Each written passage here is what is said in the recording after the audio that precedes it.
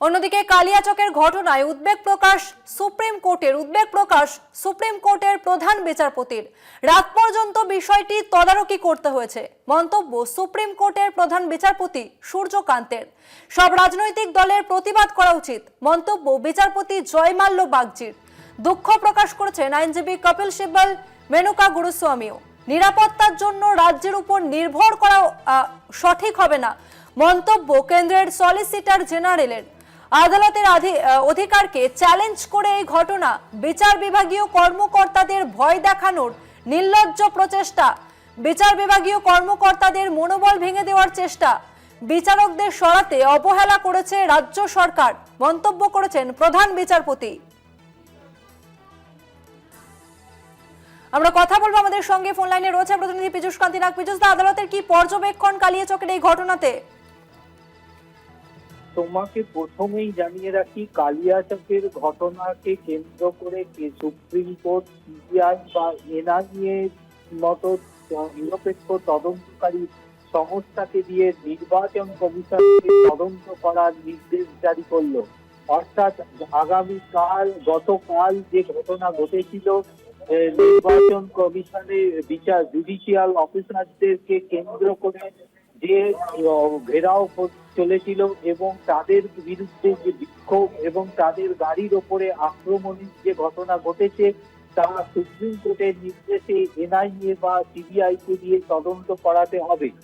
মূলত আজকের মামলাটি যদি তিনটি ভাগে ভাগ করা হয়, তাহলে প্রথমে প্রধান বিচারপতি অর্থাৎ কলকাতা হাইকোর্টের প্রধান বিচারপতি কি রিপোর্ট দিলেন কেন্দ্রীয় সুপ্রিম কোর্টে। গতকাল রাত 2টা পর্যন্ত কলকাতা হাইকোর্টের প্রধান বিচারপতির বাসভবনে একটি বৈঠক হয়। সেই বৈঠকে উপস্থিত ছিলেন রাজ্যের advocate general, assistant solicitor general, এছাড়াও কলকাতা হাইকোর্টের বিচারপতি অরিজিৎ বন্দ্যোপাধ্যায় ও বিচারপতি তপব্রত চক্রবর্তী। কলকাতা হাইকোর্টের প্রধান বিচারপতির যে রিপোর্ট, সেই রিপোর্টে উল্লেখ করা হয়েছে, গতকাল রাতে কয়েকজন হোয়াটসঅ্যাপের মাধ্যমে জানানো হয় যে মালদহের কালিয়াচক এলাকায় 3 জন মহিলা সহ মোট 7 জন জুডিশিয়াল অফিসারকে ঘেরাও করে রাখা হয়েছিল। এই ঘেরাও বিকেল 3:30 থেকে শুরু হয়। জেলা শাসক, পুলিশ সুপার এই ঘটনাস্থলে পৌঁছননি। পরিস্থিতি সামাল দিতে হাইকোর্টের প্রধান বিচারপতি নিজেই ডিজিপি এবং স্বরাষ্ট্র সচিবকে ফোন করতে চেয়েছিলেন। অবশেষে রাজ্যের স্বরাষ্ট্র সচিব এবং ডিজিপি প্রধান বিচারপতি বাসভবনে পৌঁছন, কিন্তু ঘটনার প্রথমেই তাদের যখন ফোন করা হয় তখন তাদেরকে ফোনে পাওয়া যায়নি।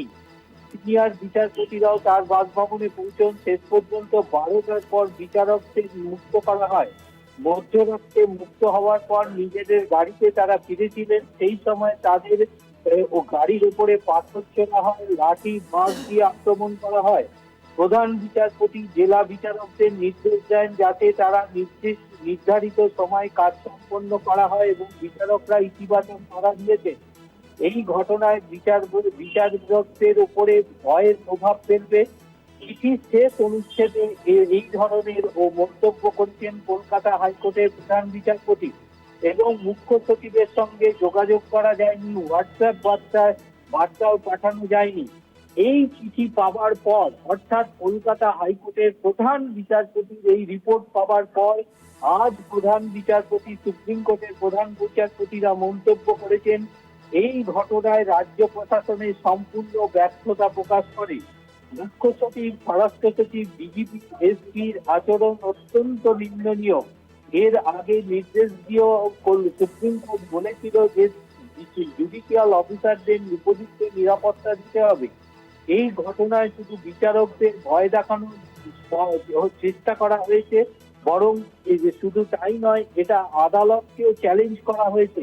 এই ঘটনা কোনো সাধারণ ঘটনা নয়, বরং মনে হচ্ছে এটা পরিকল্পিত, উদ্দেশ্যে প্রণোদিত পদক্ষেপ, যার লক্ষ্য ছিল বিচারকদের মনোবল ভেঙে দেওয়া এবং বাকি যে মামলাগুলি এখনো পর্যন্ত বিচারাধীন আছে সেই প্রক্রিয়াকে সম্পূর্ণরূপে বন্ধ করা। আমরা কেউই আইন নিজের হাতে নিতে পারি না। বিচারকদের মনে ভয় তৈরি করার মাধ্যমে কাজে যদি বাধা দেওয়া হয়, তাহলে তা উপযুক্ত ব্যবস্থা নেবে সুপ্রিম কোর্ট, এমনটাই মন্তব্য সুপ্রিম কোর্টের প্রধান বিচারপতি। এই ঘটনায় রাজ্য সরকারের দায়িত্ব পালনে ব্যর্থ হয়েছে মন্তব্য সুপ্রিম কোর্টে। দায়িত্বপ্রাপ্ত আধিকারিকদের জানাতে হবে, শোকজ করা হয়েছে যে কেন তাদের বিরুদ্ধে নিরাপদে, কেন বিচারকদের নিরাপদে সরিয়ে নিয়ে যাওয়া হয়নি। এরপরই সুপ্রিম কোর্টের প্রধান বিচারপতি রাজ্যের অ্যাডভোকেট জেনারেলের উদ্দেশ্যে মন্তব্য করেন যে দুঃখজনকভাবে এই রাজ্যের সবাই রাজনৈতিক ভাষায় কথা বলে। আপনি কি মনে করেন না যে আমরা জানি না যে কারা এই দুষ্কৃতী ছিল? ঘটনাটি অত্যন্ত দুঃখজনক। এরপরেই সুপ্রিম কোর্ট তার নির্দেশিকা জারি করে। পরিষ্কার নির্দেশিকায় উল্লেখ করা হয়েছে জুডিশিয়াল অফিসাররা নিরাপদে কার্য সম্পাদনের জন্য যে কেন্দ্রীয় বাহিনী মোতায়েন করতে হবে, তাদের সঙ্গে নির্বাচন কমিশন জুডিশিয়াল অফিসারদের বাসভবনেও বাহিনী মোতায়েন করবে। যদি কোনো জুডিশিয়াল অফিসারদের কোনো পরিবারের ওপর হুমকি আসে, সেই হুমকি অবিলম্বে খতিয়ে দেখে তাৎক্ষণিক ব্যবস্থা গ্রহণ করতে হবে। জুডিশিয়াল অফিসারদের নিরাপত্তার জন্য রাজ্য প্রশাসনকেও নির্দেশ দিয়েছে সুপ্রিম কোর্ট। স্বরাষ্ট্র সচিব, ডিজিপি, জেলা ম্যাজিস্ট্রেট এবং সমস্ত পুলিশ কর্মকর্তাদের নির্দেশ দেওয়া হয়েছে যে আবেদন দাখিল করার সময় বা শুনানির সময় 2 বা 3 জনের বেশি ব্যক্তিকে প্রবেশ করতে দেওয়া যাবে না, 5 জন লোকের বেশি সমবেত হওয়া যাবে না। পর্যাপ্ত ব্যবস্থা গ্রহণ করতে হবে প্রশাসনকে। মুখ্য সচিব, ডিজিপি এবং রাজ্যের মুখ্য নির্বাচনী কর্তাকে একটি রিপোর্ট জমা দেওয়ার নির্দেশ দেওয়া হয়েছে।